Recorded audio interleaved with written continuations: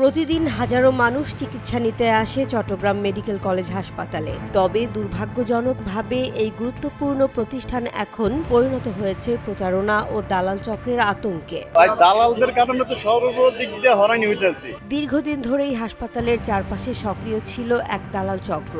এরা বিভিন্ন clinic, diagnostic centre ও নির্দিষ্ট ফার্মেসির সঙ্গে আঁতাত করে সরল রোগীদের টার্গেট করত। কৌশলে হাসপাতাল থেকে সরিয়ে নিয়ে হাতিয়ে নিত মোটা অঙ্কের টাকা। আমার বাচ্চাকে আদম দিছে, উনি বলতেছে 100 টাকা দেওয়ার জন্য। আমি দিই না, আমাকে বিভিন্ন রকম আনসান কথাবার্তা বলছে, গালিগালাজ করতেছে। এরপর একজন আনসার লোককে বলছে, উনি আনসার লোক উনার সাথে অন্তর্ভুক্ত। উনি আসা আমাকে বলতেছে উনাকে টাকা দিচ্ছেন না কেন? আমি বলতেছি টাকা কি এখানে গাছ লাগাইছি? উনি শেষ মোটামুটি 50 টাকা হাতিয়ে নিচ্ছে। আর ব্লাডে কিনতে গেছে ওইখানেও দালাল চক্র, প্রত্যেকটা সেকশনে দালাল। এই অবস্থা থামাতে বুধবার দুপুরে র্যাব 7 পরিচালনা করে সাঁড়াশি অভিযান। নির্বাহী ম্যাজিস্ট্রেটের নেতৃত্বে অভিযান চালিয়ে আটক করা হয় 20 জন সক্রিয় দালালকে। এখন পর্যন্ত 21 জন দালালকে আমরা শনাক্ত করতে পেরেছি এবং তাদের বিরুদ্ধে আদালতের কার্যক্রম চলমান রয়েছে।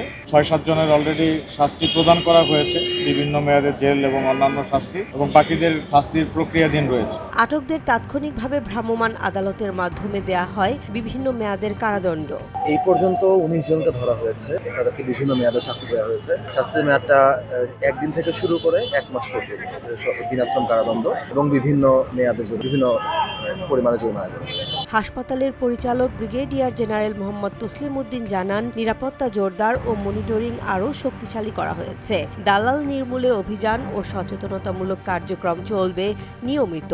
র্যাব 7 এর সহযোগিতায় এবং নেতৃত্বের সহযোগিতায় আজকের এই যে অভিযান, র্যাব সিও র্যাব 7কে ধন্যবাদ জানাচ্ছি এবং সাথে সাথে জেলা প্রশাসক ডিসি চট্টগ্রামকে ধন্যবাদ জানাচ্ছি। এই অভিযান আমাদের সবসময় চলমান থাকবে। এটা হচ্ছে রোগীদের স্বার্থে যা যা করা দরকার আমরা এগুলো সব করে যাব।